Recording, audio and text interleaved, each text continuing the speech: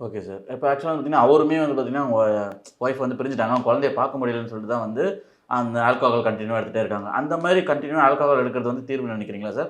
அதனால வந்து எந்த அளவுக்கு மன அழுத்தம், என்னென்ன பிரச்சனை வரும் சார்? இல்ல. இது வந்து ரொம்ப ரொம்ப ஒரு தவறான ஒரு இதுவா போயிடும். ஓகேங்களா? ஏன்னா நெறைய பேர் வந்து ஆல்கஹால் வந்து ஒரு டிப்ரஷன் குடிக்கிறேன்றாங்க. ஒரு கும்பல கேட்டா ஆல்கஹால் நான் சந்தோஷத்துக்கு குடிக்கிறேன். பார்ட்டி செலிப்ரேஷன்ன்றாங்க.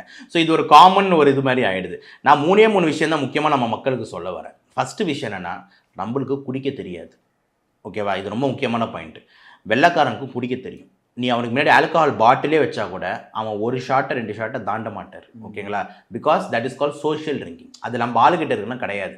இதே நம்மளோட குடிமகன்கள் சாரி அமைச்சர் அப்படி சொல்லக்கூடாதுன்னு சொல்லியிருக்காரு. மது பிரியர்கள். நம்மளோட மது பிரியர்கள் கிட்ட நீங்க ஒரு பாட்டில் குடுத்தீங்கன்னா, டக்குன்னு வந்து பார்த்தீங்கன்னா வந்துட்டு மொத்த பாட்டிலும் முடிச்சுருவாங்க. அவங்களுக்கு வந்து 1 ஷாட் தான் அப்படின்றதெல்லாம் கிடையாது.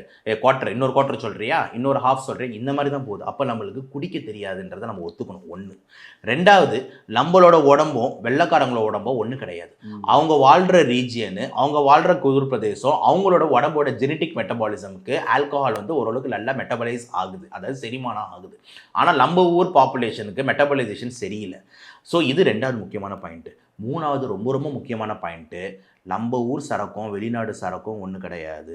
ஞாபகம் வச்சுக்கோங்க. ஃபாரின்ல நம்ம குடிக்கிற ஸ்காட்சும், நம்ம டாஸ்மார்க்கோ இல்ல நீங்க வாங்குற சரக்கோ ஒண்ணான்னு உங்க மனசாட்சிக்கே நீங்க கேட்டுக்கலாம். நான் அதில பெருசா விளக்கணும்னு அவசியம் இல்ல. ஸோ இந்த 3 ரீசனுமே என்ன ஆக்குது அப்படின்னா, நம்மள ஆல்கஹால்னால நம்ம உறுப்புகள செயலிழக்க வைக்குது. நம்மளோட மூளைய செயலிழக்க வைக்குது. அப்போ இந்த ஆல்கஹால் உனக்கு குடிக்கவும் தெரியல, அதிகமா குடிக்கிற சரக்கும் நல்ல குவாலிட்டியில இல்ல. 3வது வந்து பார்த்தீங்கன்னா வந்துட்டு உங்களுக்கு பாடியும் ஒத்துழைக்கல. இந்த 3 ஃபேக்டரும் சேரும்போது, அப்போ உங்களுக்கு ஆல்கஹால் ரிலேட்டட் ப்ராப்ளம்ஸ் ஈஸியா வந்துருது.